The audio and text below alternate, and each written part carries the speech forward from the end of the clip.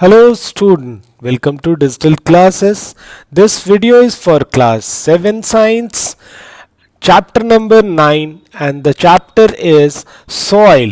In the previous video I taught you about the formation of soil, role of water in soil formation, role of plant root in the soil formation, role of temperature variation in soil, role of chemical weathering in soil formation, then weathering, soil teeming with the life, soil profile. There is ABC horizon in the soil profile, and type of soils like sandy soil, clay soil, loamy soil. In this part of the video I am going to tell you about the properties of soil like percolation rate, moisture in soil, absorption of water, then soil erosion, then prevention of soil erosion, then causes of soil erosion, and one more thing, there is 2-3 activity in this video to understand this chapter well.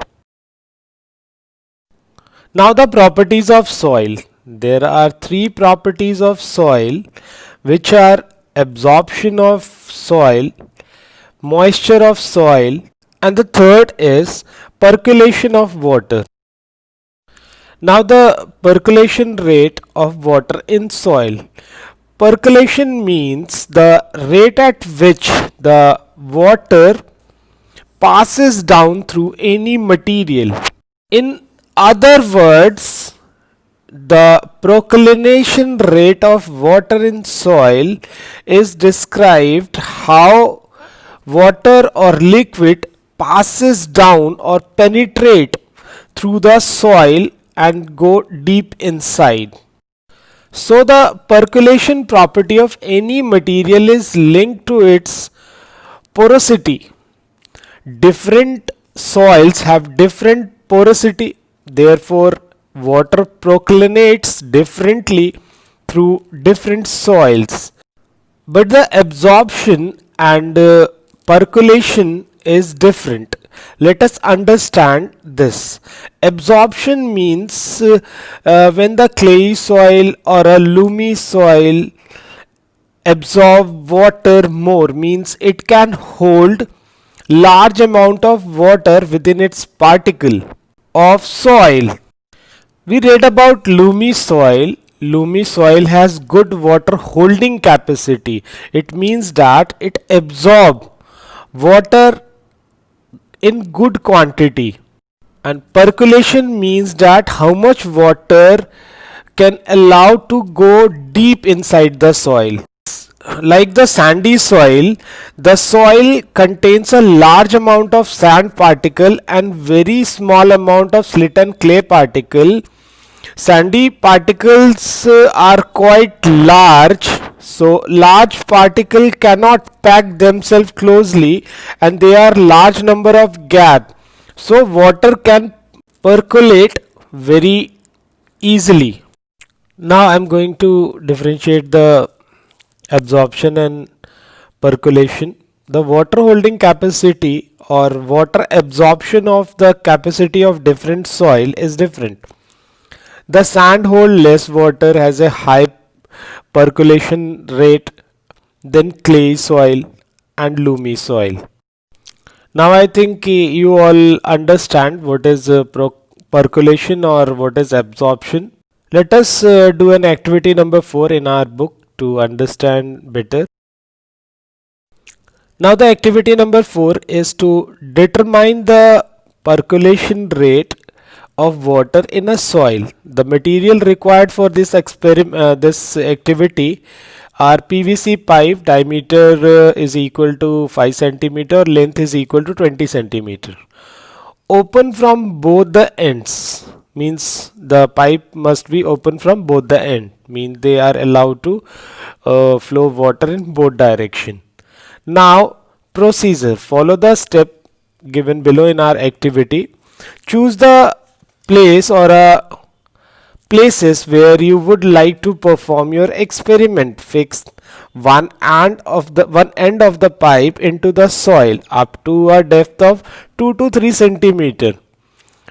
Then pour certain quantity of liquid, say 100 ml or 200 ml, into the pipe, and immediately note down the time in which, if you have stop clock, then you can use the stop clock to measure the time. Now the time when whole of the water has percolated down, that is, there is no water left in the pipe.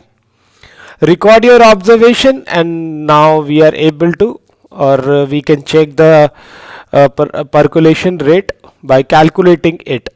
The observation is volume of water poured in pipe V is equal to, say, 200 or 100 ml, whatever your time taken by the water to percolate down, means the time may be the 30 minute, 20 minute, 40 minute. Here in our activity, this is the volume is equal to 200 ml and time is equal to 40. Now perform the calculation.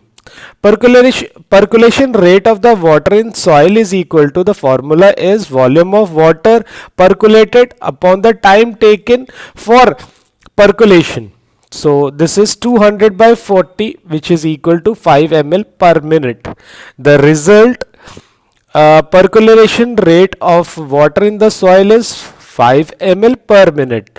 But this is for a specific or a one type of soil. If you use the different type of soil, the percolation rate may vary. If you are doing with a three sample of soil or three different type of soil, then you can see the percolation rate of the different soil are different. Now the second topic, moisture in soil. Soil contains water in the form of moisture. Moisture content of a soil depend upon its type and sources, means the different type of soil have different capacity to hold moisture within it. Now I tell you about the activity number 5, then you are able to understand how different soil have different quantity of moisture present in it. Now the activity number 5, to show that the soil contains moisture or water, material required: soil sample, boiling tube, test tube holder. Procedure: take a dry boiling test tube, put about 20 gram of soil sample in it and place the cork loosely on its mouth. Heat the test tube on a low flame burner and observe. What do you see? When you heat the test tube that contains soil in it, then you see the water droplet appears at the upper portion of the test tube. Wipe the water droplets with filter paper and allow the inner side of the test tube to get dry. Heat it again if required. You can check if the particles are separated, then it's okay. Otherwise you can heat little bit more, then you can see the water droplets again appear at the upper portion of the test tube. Then wipe the water droplets with the filter paper and allow the inner test tube to get dry for some time. Now remove the soil sample basically from the test tube and compare it with the original soil sample. Note the difference between the two samples. You have to write down whatever the difference, the particles are separated or the particles are joined together, or there is little moisture present in it, like this. And the result is the original soil sample containing water as moisture, means they are packed together, particles are packed together.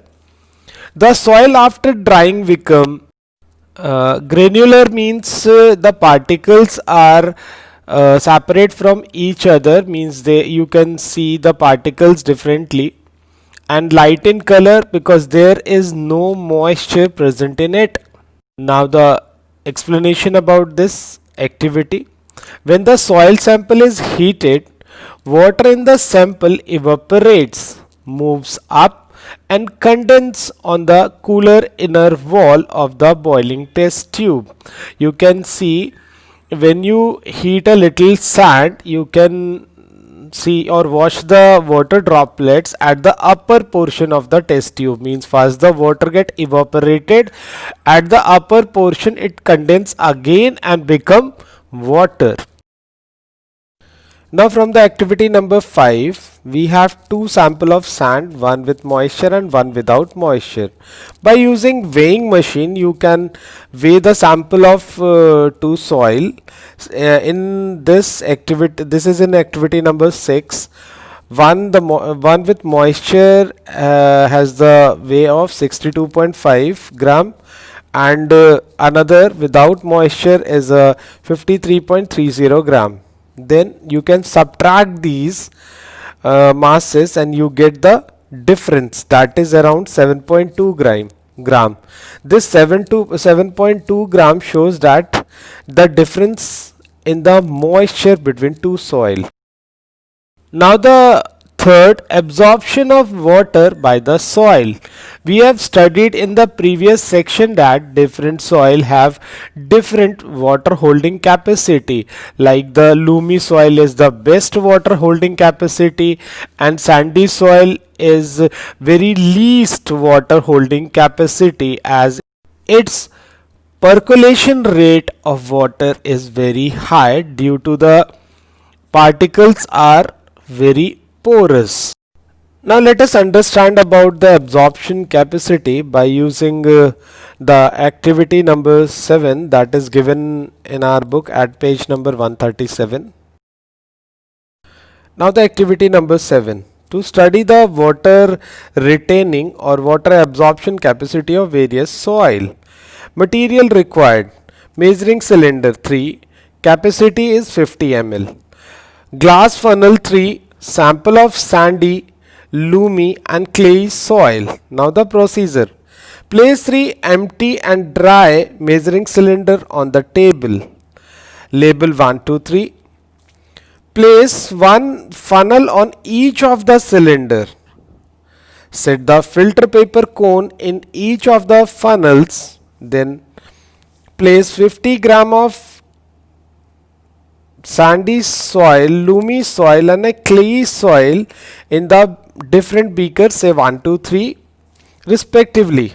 Spread the soil evenly and press them tightly. Then pour 50 ml of water gently over each sample of soil. When the water dripping from the funnel stops, measure the volume of water collected in each cylinder.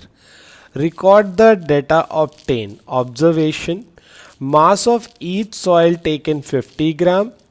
Total volume of water over each soil is equal to 50 ml. Now with a sandy soil, the volume of water poured over the soil is 50 ml. As filtrate 35 ml. Volume of water absorbed by the soil is 15 ml.